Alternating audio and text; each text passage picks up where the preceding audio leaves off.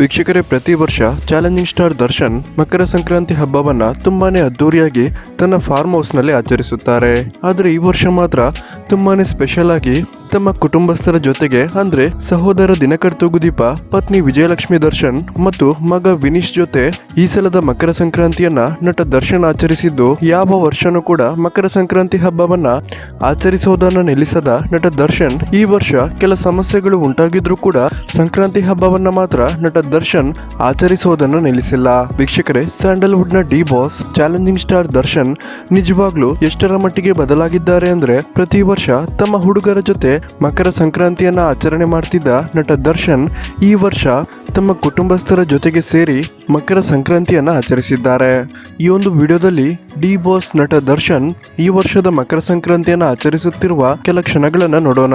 ಅದಕ್ಕಿಂತ ಮುಂಚೆ ಯಾರೆಲ್ಲ ನಟ ದರ್ಶನ್ ಅವರ ಫ್ಯಾನ್ಸ್ ನೋಡ್ತಿದ್ದೀರಾ, ದಯವಿಟ್ಟು ಈ ವಿಡಿಯೋಗೊಂದು ಲೈಕ್ ಕೊಡಿ, ಹಾಗೇನೆ ಜೈ ಡಿ ಬಾಸ್ ಅಂತ ಕಮೆಂಟ್ ಮಾಡೋದನ್ನ ಮರಿಬೇಡಿ. ಹಾಗೇನೆ ವೀಕ್ಷಕರೇ, ಕನ್ನಡ ಟಿವಿ ಶೋಗಳ ಲೇಟೆಸ್ಟ್ ಅಪ್ಡೇಟ್ಗಾಗಿ ಈ ಚಾನಲ್ ಅನ್ನ ಸಬ್ಸ್ಕ್ರೈಬ್ ಮಾಡಿ ಮತ್ತು ಬೆಲ್ ಐಕನ್ ಅನ್ನ ಕ್ಲಿಕ್ ಮಾಡಿ.